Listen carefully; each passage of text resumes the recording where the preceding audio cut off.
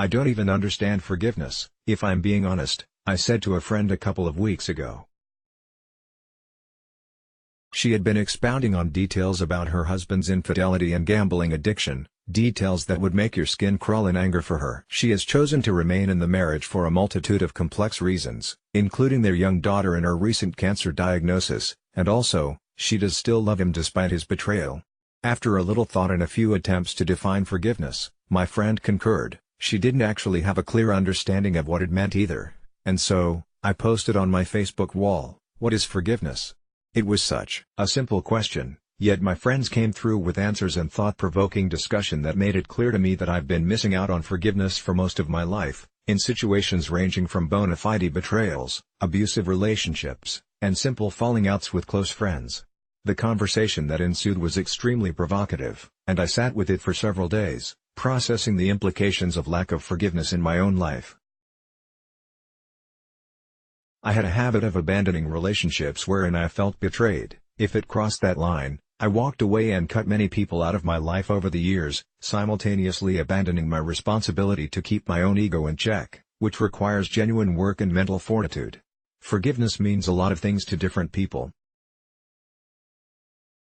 For some, their religion or culture strongly guides their perspective. But the first commenter on my post replied, "Forgiveness is removing your ego from the situation in order to clearly understand it." This comment sums up most of the comments that followed. I had been living with the belief that forgiveness meant pardoning somebody of their wrongdoings, giving them a second or third chance, and thereby putting myself back in harm's way. From that viewpoint, it isn't actually safe to forgive in many instances. I didn't understand that forgiveness was actually more about me than it was about them.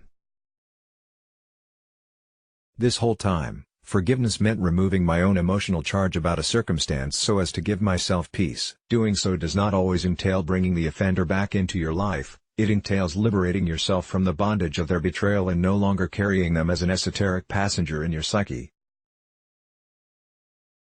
Another friend wrote, "Forgiveness is refusing to drink the poison of a grudge or hate.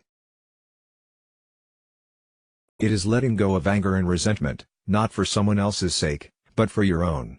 I recalled the situation in my own life that led to me having sole legal and physical custody of my son, the fear I felt in the midst of that journey, the carnal instinct arising from within me to protect my child, and how, indeed, I have commented at times that I could never forgive his father for such severe neglect and torment, and yet, the mere mention of his name results in a visceral reaction within my body, a tightening of my brow and shoulders, a shallowing of my breath. He has this much control over me still, even years without contact with him, because I have not forgiven him. I see now that forgiveness is not entwined with any absolution of his actions, but merely a practice to lead me to, I see that you too were hurting and neglected. It is not okay what you did, but I forgive you, because I see that you were not capable of handling the weight of parenthood. I wish love for you so that you might be able to give love unto others from now on.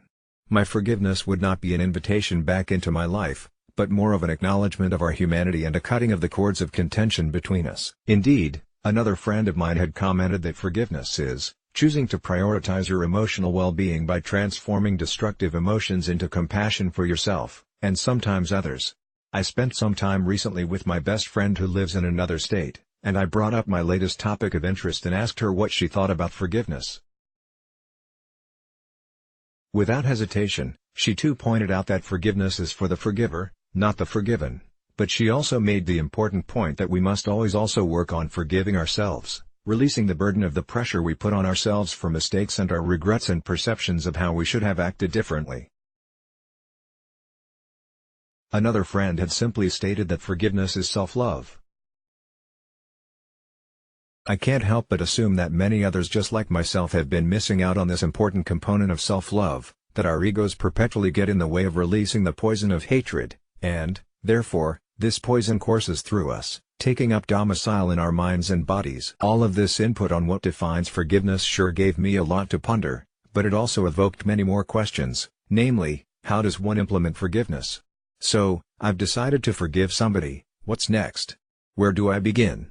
I next posted this question, and many who answered discussed the role of meditation in their forgiveness, practicing metta, or loving kindness, in their meditations, which consists of sending forgiveness or love to yourself, to the offender, and also to the world at large.